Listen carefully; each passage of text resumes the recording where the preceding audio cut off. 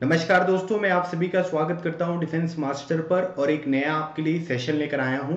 और ये सेशन जो अभी एफकेट 2021 एग्जामिनेशन का रिजल्ट है उससे रिलेटेड यहाँ पर है। तो उन सभी लोगों को बहुत बहुत शुभकामनाएं जिन्होंने एफकेट एग्जामिनेशन इस बार यहाँ पर बहुत अच्छे मार्क्स यहाँ पर क्वालिफाई किया है। और ये जो पर्टिकुलर सेशन यहाँ पर होने वाला है ये उन सभी कैंडिडेट्स के लिए बहुत ज़्यादा यूजफुल होगा जो किसी भी वजह से इस बार अपने एफकेट एग्जामिनेशन को क्वालिफाई नहीं कर पाए। ये जो पर्टिकुलर सेशन होगा इसमें मैं दो सेक्शन को यहां पर कवर करूंगा। पहली बात यहां पर हम ये चीज जानने वाले हैं कि वो 5 कौन से इंपॉर्टेंट रीजंस थे जिसकी वजह से आप अपने इस पर्टिकुलर एफकेट एग्जामिनेशन को क्वालिफाई नहीं कर पाए। दूसरी इंपॉर्टेंट चीज, इन गलतियों को किस तरीके से सुधारा जा सकता है और अपने एफकेट 2 2021 एग्जामिनेशन के लिए किस तरीके से प्रिपेयर किया जा सकता है, इसके बारे में हम सेक्शन 2 में यहां पर बात करेंगे। ये दोनों चीजें जो हैं वो मैं इसी वीडियो में यहाँ पर कवर करूंगा ताकि आप अपने गलतियों को यहाँ पर समझ सकें और साथ ही साथ उन गलतियों को किस तरीके से इंप्रूव करके आप अपने अपकमिंग एफकेट 2 2021 एग्जामिनेशन की तैयारी कर सकते हैं, इसकी पूरी की पूरी जानकारी यहाँ पर आपको पता चले।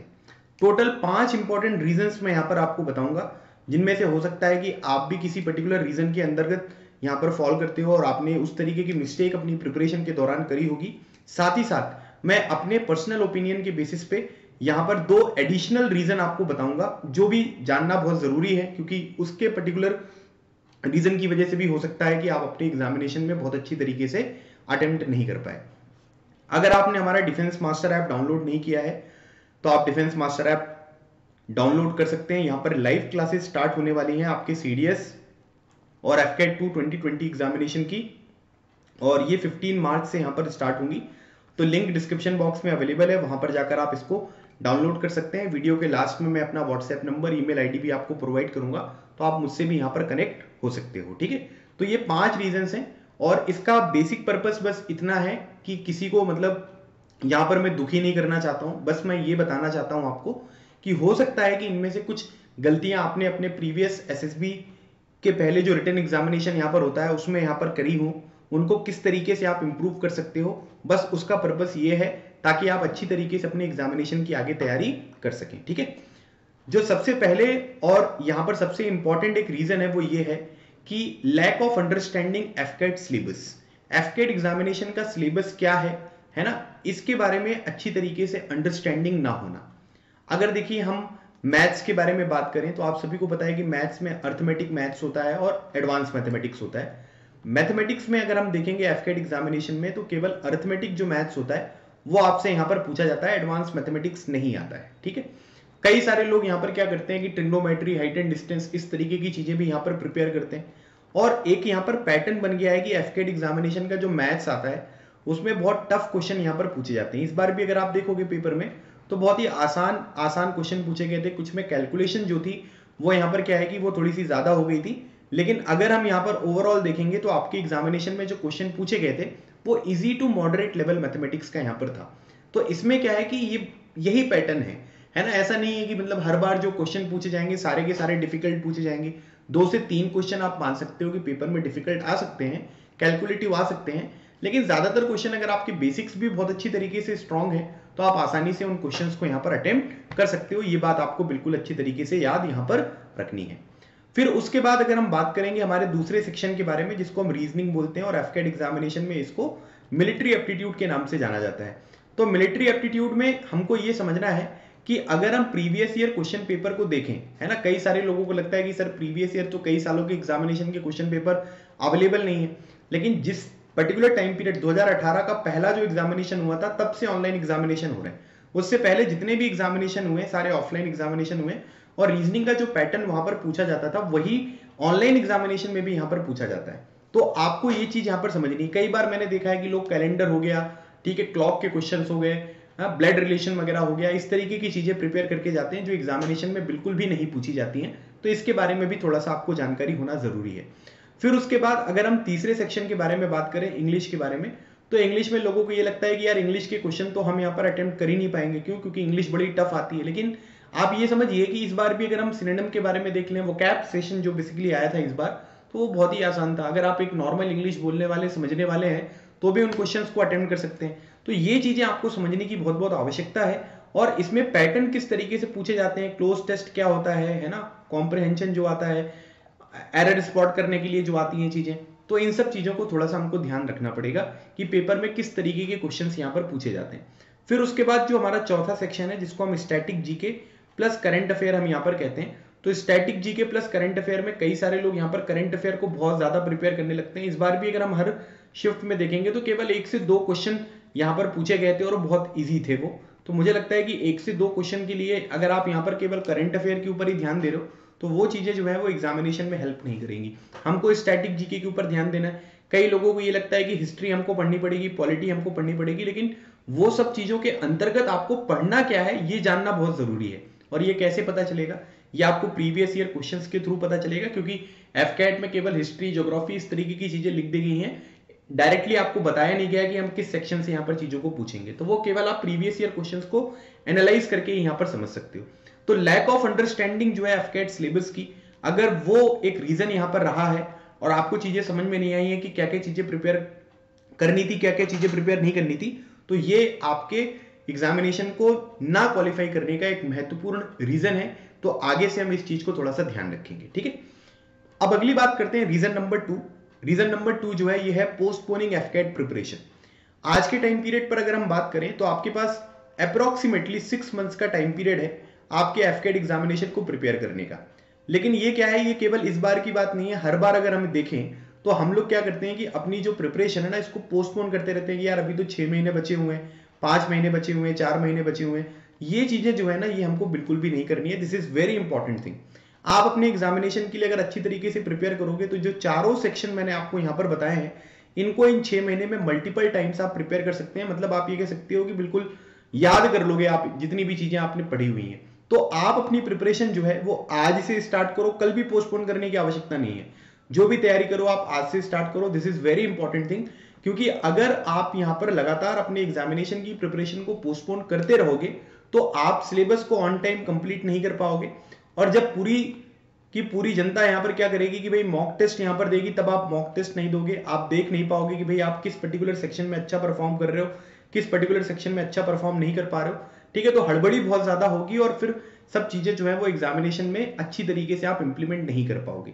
तो कभी भी अगर आपने अपनी एग्जामिनेशन को पोस्टपोन किया है और आप यहां पर पहुंच गए हो कि 30 दिन में, ठीक है, अब की बार एफकेट पार, इस तरीके की उम्मीद आप यहां पर कर रहे हो, तो वो चीजें सबके लिए फेवर नहीं करती है। क्यों? क्योंकि सबका माइंडसेट जो होता है, सबकी अंडरस्टैंडिंग जो होती है वो डिफरेंट होती है।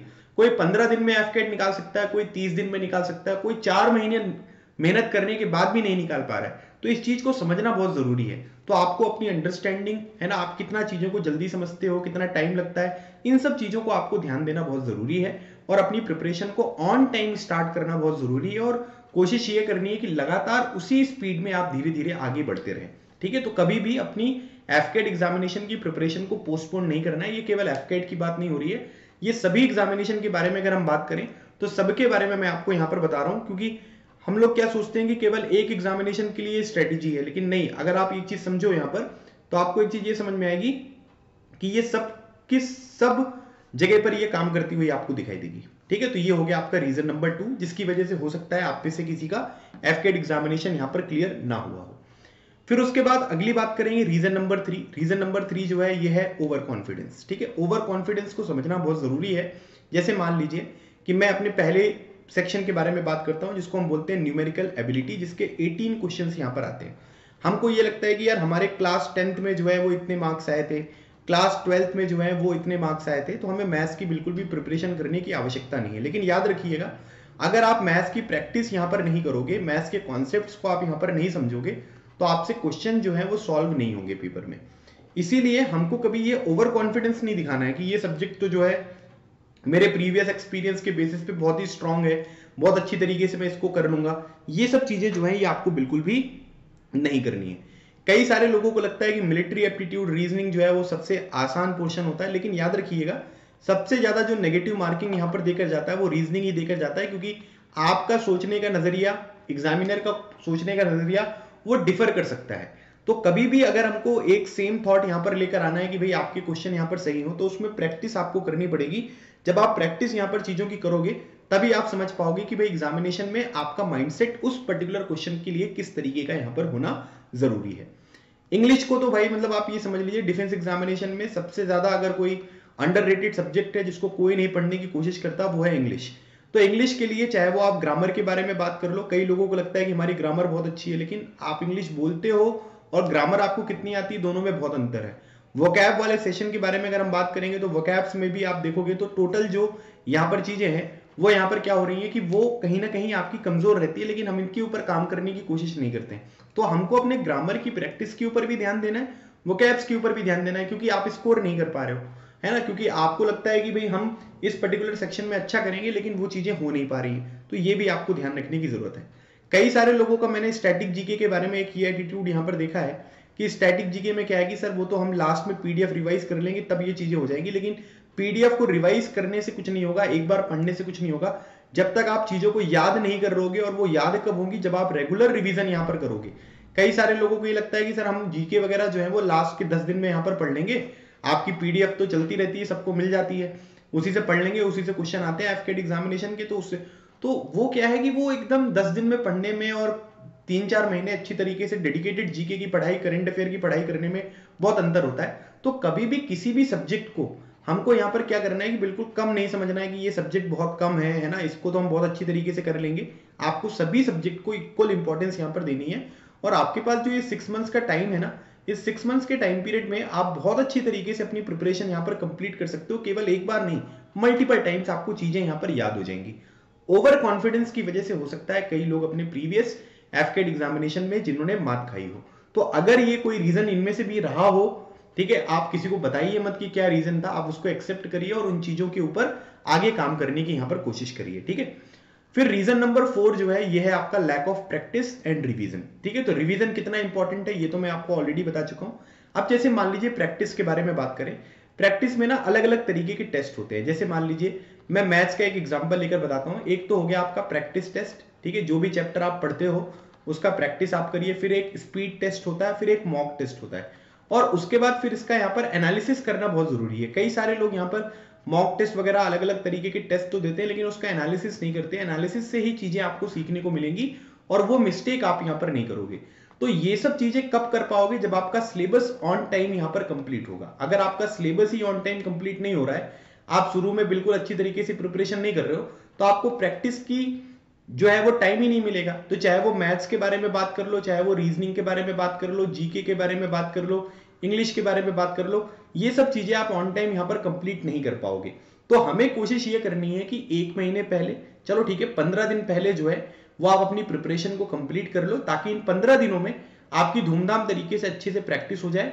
और जब प्रैक्टिस आप करोगे तब आपको समझ में आएगा कि कौन कौन से क्वेश्चन आपके सही हो रहे हैं, कौन कौन से क्वेश्चन आपके गलत हो रहे हैं। जो भी फॉर्मूले की नोटबुक आपने बनाई है, इंपॉर्टेंट जो भी रीजनिंग के नोट्स बनाए हैं, उन सब चीजों को भी रेगुलर बेसिस पे रिवाइज करना बहुत जरूरी होता है। तभी एग्जामिनेशन में वो सब चीजें आपको याद आएंगी। अदरवाइज याद ही नहीं आएगा तो आप किस तरीके से उन क्वेश्चंस को यहाँ पर अटेम्प्ट करोगे, ठीक है। तो lack of practice and revision भी एक इंपॉर्टेंट रीजन हो सकता है जिसकी वजह से आपने अपना एफकेट एग्जामिनेशन इस बार मिस कर दिया। फिर बात करेंगे रीजन नंबर 5 की, ये है unstable mental state during examination. अब यहां पर क्या है कि इसमें कई सारे लोगों को बहुत सारे प्रॉब्लम्स होती है, ठीक है। जैसे मान लीजिए कि कई बार कई स्टूडेंट्स यहां पर मुझसे कहते हैं कि सर हमें ना अपने ऊपर डाउट हो रहा है कि पता नहीं इस बार यहां पर अच्छी तरीके से होगा या एग्जामिनेशन में नहीं कर पाएंगे, ठीक है। मैंने इतनी सारी प्रैक्टिस करी है सर, लेकिन हमारा कॉन्फिडेंस जो है वो यहाँ पर अच्छी तरीके से बिल्डअप नहीं हो पा रहा है ना। मेरे जो प्रीवियस अटेम्प्ट है उसमें सर मैं 5 बार 6 बार एग्जामिनेशन दे चुका हूं, लेकिन अभी तक मेरा एग्जामिनेशन क्वालिफाई नहीं हुआ। तो ये सब चीजें क्या होती हैं, ये सब चीजें हमें परेशान करती हैं। और जब चीजें यहाँ पर परेशान होगी आपकी, ठीक है, जब आपका दिमाग यहाँ पर परेशान होगा तो आप यहाँ पर ये कह सकते हैं कि आपकी जो कैलकुलेशन है वो गलत होती हुई दिखाई देगी, है ना। आपकी अगर प्रॉपर स्लीप यहाँ पर देखने को नहीं मिल रही है तो भी यहाँ पर आपकी परफॉर्मेंस हैम्पर होती हुई दिखाई देगी। साथ ही साथ आप यहाँ पर ये कह सकते हैं कि क्वेश्चंस में डाउट आपके बहुत ज्यादा क्रिएट होंगे, आती हुई चीजें आप यहाँ पर गलत करके आओगे। तो ये सब चीजें बहुत जरूरी हैं। तो इसीलिए कभी भी हमको अपना जो मेंटल स्टेट है उसको अनस्टेबल नहीं रखना है। दूसरी इंपॉर्टेंट चीज, कभी भी अगर हम यहाँ पर सोचें तो हमारा दिमाग कट ऑफ वगैरह के ऊपर नहीं जाना चाहिए कि कट ऑफ क्या होगा, किस तरीके से होगा। पहले तो हमें ये कोशिश करनी है कि हम अपने इस एग्जामिनेशन में अपनी बेस्ट परफॉर्मेंस दें। अगर वो बेस्ट हो जाएगा तो एग्जामिनेशन ऑलरेडी यहाँ पर क्वालिफाई है, उसमें कोई दिक्कत ही नहीं है ना, मतलब सब कुछ बढ़िया होगा। इसलिए हमारा मेंटल स्टेट हमारे एग्जामिनेशन के टाइम पीरियड पर सही होना बहुत जरूरी है, अदरवाइज बहुत ज्यादा नेगेटिव मार्किंग हो जाती है, बहुत सारी दूसरी प्रॉब्लम्स आती हैं जिनके बारे में आप ऑलरेडी अवेयर हो। तो हो सकता है कि एक ये भी रीजन हो, कई बार कई लोग बहुत अच्छी तरीके से प्रिपरेशन करते हैं लेकिन उनका इस एग्जामिनेशन में जो परफॉर्मेंस होता है वो खराब हो जाता है। जैसे कई लोग क्या करते हैं कि क्वेश्चन आता रहता है लेकिन उसको रिव्यू मार्क कर देते हैं कि भाई इस पर्टिकुलर क्वेश्चन को मैं रिव्यू करूंगा, बाद में उसको फिर वो अटेम्प्ट भी नहीं कर पाते, टाइम भी खराब हो जाता है, टाइम मैनेजमेंट उनका अच्छा नहीं हो पाता। तो ये सब चीजें क्या है, ये सब चीजें निशानी होती हैं कि आपका माइंडसेट जो है एग्जामिनेशन से पहले वो बहुत ही अनस्टेबल है। तो इस चीज की वजह से भी कई सारे लोग अपने एग्जामिनेशन में फेल होते हुए दिखाई देते हैं। ये सब चीजें जो मैंने आपको बताई, ये 5 इंपॉर्टेंट रीजंस हैं। आई होप कि आप में से जिसने भी एग्जामिनेशन इस बार क्वालिफाई नहीं किया है उनको अपने यहां पर कमियां पता ही चली होंगी कि भाई क्या कमी रहेगी मेरे इस बार के एफकेट अटेम्प्ट में। अब मैं आपको 2 और रीजन यहां पर बता रहा हूं जो आपके साथ यहां पर जिन्होंने गलत किया और जिसकी वजह से आपकी एग्जामिनेशन में आपका स्कोर कम आया, ये एडिशनल रीजन है जो मैं आपके साथ यहां पर डिस्कस कर रहा हूं। सबसे इंपॉर्टेंट बात यहां पर यह है कि 200+ माइंडसेट, जिसकी वजह से हम क्या करते हैं कि क्वेश्चंस को ज्यादा अटेम्प्ट करते हैं। जैसे मान लीजिए कि कोई एक स्टूडेंट है जिसने यहां पर क्या किया कि 97 क्वेश्चंस यहां पर अटेम्प्ट किए। 97 क्वेश्चंस अटेम्प्ट करने के बाद भी उसके नंबर कितने आ रहे हैं, वो 192 नंबर आ रहे हैं। लेकिन एक दूसरा स्टूडेंट है जिसने यहां पर 68 क्वेश्चंस अटेम्प्ट किए, लेकिन 68 क्वेश्चंस अटेम्प्ट करने के बाद भी उसका स्कोर जो आ रहा है वो 196 आ रहा है। ये जो पर्टिकुलर कैंडिडेट है इसने ये सोचा होगा कि भाई मैं 200+ से ज्यादा स्कोर करूंगा, ठीक है, इसने भी यहां पर सोचा होगा, लेकिन इसने ये भी सोचा होगा कि मैं अपनी एक्यूरेसी जो है उसको मेंटेन करूंगा। कई लोगों को यहां पर ये लगता है कि अगर एफकेट में मेरिट इन होना है, ठीक है, तो केवल हम यहां पर क्या आएगा कि भाई हमारे रिटन एग्जामिनेशन में अगर नंबर अच्छे आएंगे तभी हम मेरिट इन होंगे। ठीक है, देखिए एक टाइम था जब एफकेट में 200+ स्कोर जो थे उसकी इंपॉर्टेंस बहुत ज्यादा थी, लेकिन आज के टाइम पीरियड पर उतनी ज्यादा नहीं है जितनी पहले हुआ करती थी, क्योंकि वैकेंसीज बढ़ गई हैं। हमारे कई सारे स्टूडेंट हैं जिन्होंने 175+ स्कोर किया है या 170+ स्कोर किया है और ग्राउंड ड्यूटी परमानेंट कमीशन के लिए वो इंडियन एयरफोर्स एकेडमी में अभी अंडर ट्रेनिंग है।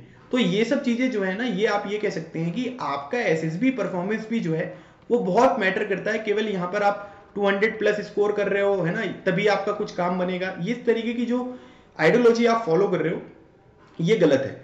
मान लीजिए कि कोई कैंडिडेट है जो पास ही नहीं हो पा रहा है, ठीक है, मतलब उसको पास होना सबसे बड़ा टास्क अभी पहले है। अगर ये बिना पास होने वाला कैंडिडेट ये सोचेगा कि मैं पास होऊंगा तो केवल 200+ लेकर आऊंगा, तो क्या गारंटी है कि एग्जामिनेशन में 200+ यहां पर स्कोर कर पाएगा। तो ये चीजें हमको थोड़ा सा अपने दिमाग से साइड रखनी पड़ेगी, अपने हिसाब से आपको देखना पड़ेगा। अगर आप अपने एफकेट एग्जामिनेशन को क्वालिफाई नहीं कर पा रहे हो तो आपको 200+ टारगेट नहीं करना है, आपको टारगेट ये करना है कि आप अपने एग्जामिनेशन को क्वालिफाई करो। और अगर आप क्वालिफाई कर ले रहे हो, आप अपना स्कोर बढ़ाना चाह रहे हो, तब आप अपने अटेम्प्ट्स को बढ़ा सकते हो। तो ये चीज भी थोड़ा सा एक इंपॉर्टेंट रीजन है जिसके बारे में आपको थोड़ा सा ध्यान रखना है। उसके बाद एक और इंपॉर्टेंट रीजन यहां पर ये है कि हम लोग क्या है कि हम लोग, ठीक है, मन जो है वो हमारा बड़ा चंचल होता है। ठीक है, मतलब तुमने एफकेट एग्जामिनेशन क्लियर किया है, तुमने एफकेट एग्जामिनेशन क्लियर किया है, सब लोगों की स्ट्रेटेजी बता दो और सबको मैं साथ में यहां पर इंप्लीमेंट कर दूंगा। लेकिन सब लोगों की स्ट्रेटेजी जो है अगर वो एक ही साथ आप एक ही एग्जामिनेशन के लिए इंप्लीमेंट करोगे तो वो कभी भी फ्रूटफुल नहीं होने वाली। आपके लिए जो सबसे ज्यादा सुटेबल स्ट्रेटेजी है उसको आप यहां पर फॉलो करो। ठीक है, वो XYZ किसी की भी हो सकती है। सभी सब्जेक्ट में उस पर्टिकुलर एग्जामिनेशन में उस स्ट्रेटेजी को फॉलो करोगे तो डेफिनेटली यहां पर क्या होगा कि आपको थोड़ा सा कॉन्फिडेंस भी आएगा, आप यहां पर कंफ्यूज नहीं होगे और अपने एग्जामिनेशन में अच्छा परफॉर्म कर पाओगे। तो कभी भी हमको एक साथ सारी की सारी स्ट्रेटेजीज जो है वो फॉलो नहीं करनी है। आपके लिए जो सबसे सुटेबल हो वो फॉलो करो आप, और देखो कि किसकी स्ट्रेटेजी के थ्रू आपकी परफॉर्मेंस यहां पर डेली बेसिस पे इंप्रूव हो रही है। जिसकी परफॉर्मेंस इंप्रूव हो रही है जिस भी स्ट्रेटेजी से, आपको उसी स्ट्रेटेजी के साथ यहां पर आगे बढ़ना है। This is very important thing. तो मैंने आपको टोटल 5 रीजन यहां पर बताए और 2 एडिशनल रीजन मैंने आपको यहां पर बताए जिसकी वजह से हो सकता है कि आपने इस एग्जामिनेशन को क्वालिफाई ना किया हो। लेकिन अगर आप इन सब चीजों को थोड़ा सा ओवरकम करते हैं, इनके ऊपर काम करते हैं, तो मुझे लगता है कि अपने अपकमिंग एग्जामिनेशन में आप डेफिनेटली सक्सीड होते हुए दिखाई देंगे। ठीक है, आई होप ये सारी चीजें आपको समझ में आई होंगी। अच्छा, मेरे डिफेंस मास्टर ऐप पर मिशन एफकेट 2 2020 एग्जामिनेशन के लिए लाइव क्लासेस यहां पर स्टार्ट हो रही हैं जो कि 15 मार्च से यहां पर स्टार्ट होगी। ठीक है, तो इसमें 6 मंथ का कोर्स है, इंडिविजुअल कोर्स है, कॉम्बो कोर्स है, जैसा भी आपको अच्छा लगे, जिस भी तरीके से आप पढ़ना चाहते हो, तो उसकी सारी डिटेल्स यहां पर अवेलेबल है। डिफेंस मास्टर ऐप आप डाउनलोड कर सकते हैं। इस कोर्स की वैलिडिटी जो है वो आपको 1 साल की देखने को मिलेगी। इसमें EMI ऑप्शन भी अवेलेबल है। तो बहुत सारे कोर्सेज हैं लाइव क्लासेस हैं, लाइव क्लासेस और जो पिछली बार मैंने रिकॉर्डेड सेशन पढ़ाया था वो भी अवेलेबल है। एक सब्जेक्ट का सब्सक्रिप्शन ले सकते हो, 2 सब्जेक्ट का ले सकते हो, जिस भी तरीके से जो भी सब्सक्रिप्शन आपको चाहिए आप उसकी तैयारी कर सकते हो। 15 मार्च से हम लोग यहाँ पर इसको स्टार्ट करने वाले हैं। फिर उसके बाद ये मैंने आपको बताया, ठीक है, कोई भी इंडिविजुअल कोर्स है उसको भी आप यहाँ पर ले सकते हैं। और किसी भी तरीके की अगर आपको जानकारी चाहिए तो ये मेरा कॉन्टैक्ट नंबर है, व्हाट्सएप नंबर है, ये मेरा ईमेल आईडी है, आप इस पर भी कॉन्टैक्ट कर सकते हो, ताकि आपके लिए जो भी सबसे सुटेबल यहाँ पर सब्जेक्ट का सब्सक्रिप्शन मॉडल हो मैं आपको इन्फॉर्म करूँ और आप अपनी एफकेट एग्जामिनेशन की प्रिपरेशन करो। ठीक है, मेरे साथ एफकेट एग्जामिनेशन प्रिपरेशन करने का सबसे बेसिक मोटिव ये होता है कि बहुत आसान तरीके से चीजें प्रोवाइड करूंगा। जो भी मैंने एग्जामिनेशन क्लियर किए हैं अभी तक, जितने भी मेरे स्टूडेंट्स ने इस बार एग्जामिनेशन क्लियर किया, पहले एग्जामिनेशन क्लियर किया है, क्या क्या अप्रोचेस हमने फॉलो करी हैं, वो सब कुछ आपको जानने को मिलेगी। और ऐसा नहीं होगा कि मतलब आप मुझसे कुछ पूछोगे तो मैं रिप्लाई नहीं करूंगा, ऐसा नहीं है। बिल्कुल पर्सनल अटेंशन मैं आपको प्रोवाइड करूंगा सो दैट आप अपने एग्जामिनेशन को अच्छी तरीके से यहाँ पर क्वालिफाई कर पाए। तो आप डिफेंस मास्टर ऐप डाउनलोड करके अपनी एफकेट एग्जामिनेशन की प्रिपरेशन को स्टार्ट कर सकते हैं। कोई भी डाउट होता है कमेंट सेक्शन में नंबर पर, ईमेल पर आप मुझसे पूछ सकते हैं। मिलते हैं हमारे नेक्स्ट सेशन में, तब तक keep smiling and keep preparing. लगे रहो, एग्जाम क्लियर करो। थैंक यू सो मच, जय हिंद।